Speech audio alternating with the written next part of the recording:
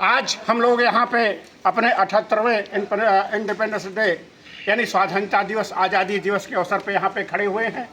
अब बात ये आती है, दुनिया को अल्टीमेट फ्रीडम, परम मुक्ति का संदेश देने वाली हमारी ये संस्कृत गुलाम कैसे हो गई। पूरी दुनिया को शून्य दिया जब भारत ने, तो दुनिया को गिनती आई। आर्यभट्ट जैसे महाविद्वान और परम शून्य जो हमारे नागार्जुन से पर आदिगुरु आदि शंकराचार्य जो इन्होंने अद्वैत का सिद्धांत दिया, आज पूरी फिलॉसफी हमारी उसी पे टिकी हुई है। और वैदिक काल में हजारों हजार साल पहले यम नचिकेता संवाद के माध्यम से जीवन और मृत्यु का परम रहस्य हमने कठोपनिषद के रूप में पूरी मानवता को दिया। साथियों, जो आज ध्यान के रूप में बुद्ध ने जिसकी व्याख्या किया, योग के रूप में पतंजल ने जिसकी व्याख्या किया, और श्रीमद् भगवद गीता में भगवान श्री कृष्ण जिसकी व्याख्या करते हैं, वो वैदिक संस्कृत का पुरोधा रहा है देश कैसे गुलाम बन गया। क्योंकि हमने, रूसों ने एक बात कभी कही थी, पश्चिम का दार्शनिक, मनुष्य पैदा होता है तो स्वतंत्र, लेकिन बाद में बंधनों में जकड़ जाता है। तो उसी बंधन को खोलने की कला हमने सिखाई थी पूरी धरती को, और कैसे वो मुक्त होकर परमात्मा के आकाश में विचरण कर सकता है, ये जीवन आनंद से भर सकता है, और जब विदा हो तो परमानंद में प्रवेश कर जाए। वो ये संदेश देने वाली संस्कृत। लेकिन भौतिक जगत में हमने बड़ी मर्यादा बरती, क्योंकि जो आध्यात्मिक का जगत है, जो मनोविज्ञान का जगत है, उसमें संवेदना प्रथम है। जब हम अपने अनंत को पाते हैं तो संवेदना प्रथम है, करुणा प्रथम है, उसमें अहिंसा प्रथम है। इसलिए सर्वे भवन सुखिना सर्वे संत निरामया वसुधैव कुटुंबकम वनस्पत्या शांति का संदेश देने वाली संस्कृत रही सदा से हमेशा। हमने कोई अत्याचार किसी के ऊपर नहीं किया, ना हमने कोई सीमा रेखा खींचा देश के ऊपर।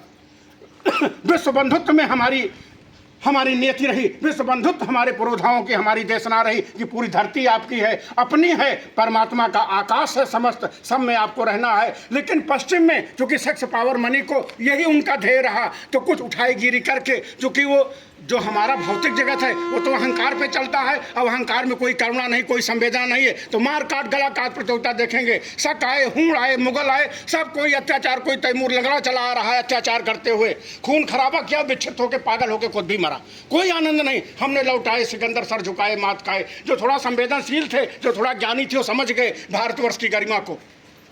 इसीलिए आज हमारी सरकार कह रही है विकास भी और विरासत भी, संस्कार भी और समृद्धि भी। क्योंकि पूर्ण मानव हम ध्यान से ही बन सकते हैं, पूर्ण मानव हम योग से ही बन सकते हैं, पूर्ण मानव हम प्रार्थना से ही बन सकते हैं, उसको भी संभालना है आपको। और भौतिक जगत में फिर क्रांति कैसे हुई? भौतिक जगत में जब पूंजी बढ़ने लगती है, तो पश्चिम में आप देखे होंगे जार के शासन का अंत हो गया, सर्वहारा की जीत हुई, तो पूंजी देश में, दुनिया में विज्ञान की महाक्रांति आई, तो भौतिक जगत में बड़ी पूंजी बढ़ी। तो भारतवर्ष में क्या था?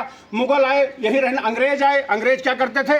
जीवन यापन बड़े उच्च तरीके से करते थे। एक उनकी देर रही, हमको सिखा गए जीवन यापन करना श्रेष्ठतम तरीके से। लेकिन वो रहते देहरादून में थे, मसूरी में, नैनीताल में, श्रेष्ठतम जगहों पे, और यहाँ की पूंजी उठा के इंग्लैंड भेज देते थे। एक असंतोष पनपा हमारे पूर्वजों ने, जिसकी पूरी चर्चा यहाँ नहीं करनी है। 1947 में हम आज़ाद हो गए। आज के ही दिन 15 अगस्त को हमारे पुरोधाओं ने भारत माँ की बलवेदी पे कहा नहीं, ये अत्याचार नहीं चलेगा। सबको ठीक है, पांचों उंगलियां बराबर नहीं, लेकिन अंगुली होनी चाहिए, नहीं तो विकलांग कहे जाएंगे हम, दिव्यांग कहे जाएंगे हम, ठीक है। तो सबके पास वो गरिमा होनी चाहिए अपनी। तो इसकी महाक्रांति हुई हमारे यहाँ। लेकिन आज भविष्य में हमको क्या संकल्प लेना है? भविष्य में यही संकल्प लेना है कि हमको डटे रहना है कर्तव्य पथ पे। समत्वम योग उच्यते। हमको स्किल डेवलपमेंट अपनाना पड़े, स्किल डेवलपमेंट की तरफ। हमको भीतर से तनाव में नहीं आना है, एंजाइटी में नहीं आना है, और जो हमको कर्तव्य मिला हुआ है उस कर्तव्य पे डटे रहना है। आज हमारे साथी हैं, क्योंकि ब्लड वेसल्स हैं, हमारी रेल हमारी धमनियां हैं ब्लड की। जैसे ब्लड, शरीर में ब्लड की धमनियां होती है, वैसे देश के लिए हमारी रेल है,